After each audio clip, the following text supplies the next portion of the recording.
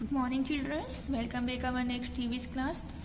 So, students, in last class we were discussing about the topic properties of water, and we have already discussed about the water is colorless, tasteless, odorless and shapeless. Okay. और एक जो water होता है जो एक good solvent होता है, यदि उसमें हम कोई चीज़ घोलते, कोई भी सॉलिड चीज़ डालते हैं तो वो इजीली उसके अंदर घुल जाती है. And liquid that contain a dissolve material is called a solution, जिसे हम क्या बोलते हैं, सॉल्यूशन बोलते हैं, जो चीज उस पानी में घुल जाती है. So we continue in this topic. The substance that were dissolve in a liquid is known as solute. उसी प्रकार कोई सब्सटेंस जो पानी में डिजॉल्व हो जाता है, घुल जाता है, जो लिक्विड जानते हैं जिसे हम सॉल्यूट होता है, उसे क्या बोलते हैं, हम सॉल्यूट बोलते हैं.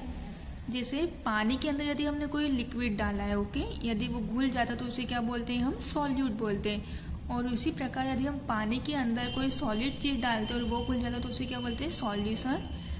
And the liquid in which this solute dissolve is called a solvent, जिसे क्या बोलते हैं, हम सॉल्वेंट बोलते हैं. ओके. हमने कोई लिक्विड लिया, पानी लिया, उसके अंदर लिक्विड डाला, उसे बोला हमने सॉल्यूट. और वही लिक्विड यदि पानी के अंदर घुल गया तो उसे क्या बोलेंगे, हम solvent. Solid like sugar, common salt, copper sulphate, potassium permanganate, glucose powder etcetera dissolve in water, ये सब क्या होते हैं, पानी में घुल जाते हैं, जिन्हें हम क्या बोलते हैं, सॉल्युबल सब्सटेंस कहते हैं. Many substance do not dissolve in water. कुछ सब्सटेंस ऐसे होते हैं जो पानी में नहीं घुल पाते हैं, जैसे नेल्स, कील, लकड़ी, सैंड मीन्स रेत, धूल, मिट्टी, मोम, ऑयल एक्सेट्रा, ये पानी में नहीं घुलते हैं. Do not get dissolve in water. Okay, such substances are called insoluble substance, जिन्हें क्या बोलते हैं, हम insoluble substance या अघुलनशील पदार्थ बोलते हैं. और जो घुल जाते हैं उन्हें बोलते हैं हम घुलनशील पदार्थ. ओके. अब नेक्स्ट आता है हमारा द वाटर साइकिल. सभी ने वाटर साइकिल फर्स्ट या सेकेंड क्लास में पढ़ी होगी. वाटर साइकिल मीन्स होता है जल चक्र. Okay. The heat of the sun change water in the seas. देखिए, जो सन की रेज होती है यदि वो समुद्र के ऊपर पड़ती है तो वो क्या होता है, पानी को गर्म करता है. या किसी नदी में या किसी तालाब में, झील में या किसी होता है तो वो क्या होता है, पानी गर्म होता है. अरे स्ट्रीम्स इनटू वाटर वेपर, और वो क्या होता है, पानी वाष्प बनकर ऊपर उठने लगता है. आपने घर पे भी नोटिस किया होगा, ठंड के दिनों में जब आप पानी गर्म करते हैं, आपके पीने के लिए आप पानी गर्म करते हैं, तो आपने देखा होगा वो पानी की जो वाष्प होती है ऊपर उठने लगती है. ऐसा क्यों होता है, क्योंकि वो पानी गैस के रूप में उड़ने लगता है. उसी प्रकार जो हमारा सूरज होता है, सूरज गर्म होता है, जब उसकी रेज हमारे समुद्र में, नदी में या किसी भी पानी वाली जगह पर पड़ती है तो वो क्या होता है, जो पानी होता है वो गैस बनकर ऊपर उड़ने लगता है, जिसे बोलते हैं हम water vapour.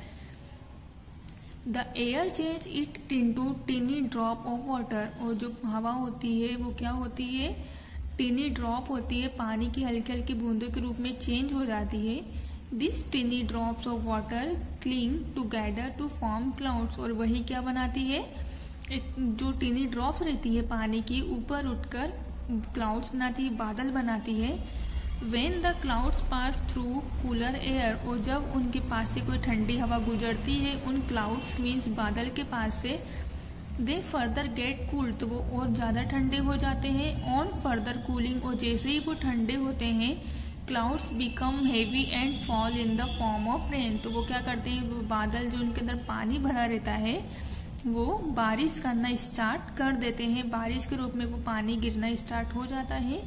This rain water feel of the lake. उसी प्रकार यही रेन वाटर वापिस से नदी, समुद्र, सी को फील कर देते हैं, भर देते हैं. इज द सनशाइन, और सन चमकता है.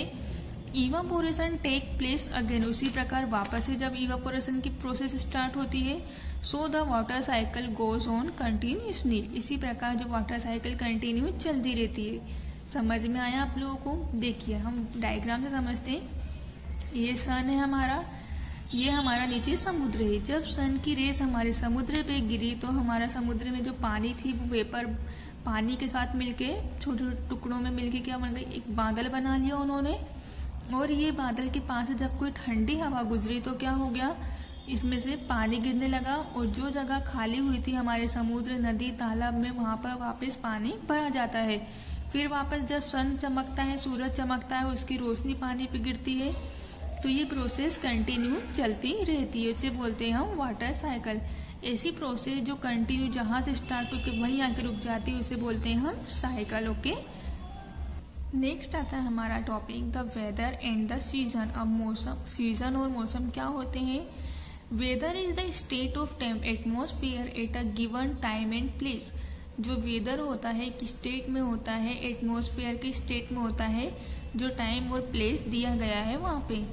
It changes from day to day and from month to month. और ये किस प्रकार चेंज होता है? डे टू डे होता है और मंथ टू मंथ चेंज होता है।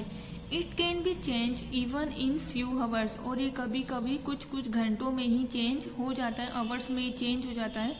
The weather can be hot और कोल्ड, सनी और क्लाउडी। और जो वेदर होता है वो कैसा हो सकता है? गर्म हो सकता है, ठंडा हो सकता है, सनी हो सकता है, क्लाउडी मीन्स बादल वाला भी हो सकता है। Okay, it can be windy, rainy, humid और ड्राई। उसके अलावा ये वाइंडी मीन्स हवा, रेनी मीन्स बारिश, ह्यूमिड और ड्राई मीन्स सूखा भी हो सकता है, जो हमारा वेदर होता है वो। When weather remains almost the same over a period of time, it is called a season. उसी प्रकार जो ये वेदर रहता है सेम चलते रहता है एक पीरियड के लगातार, उसे क्या बोलते हैं हम? सीजन बोलते हैं। अ season last for a few month. और जो सीजन होता है वो कुछ महीनों के लिए होता है। There are 3 main seasons in our country. और हमारी कंट्री में, हमारे इंडिया में 3 मेन प्रकार के सीजन्स होते हैं। सो स्टूडेंट, इन सीजन्स के बारे में हम नेक्स्ट क्लास में डिस्कस करेंगे। Thank you, have a nice day.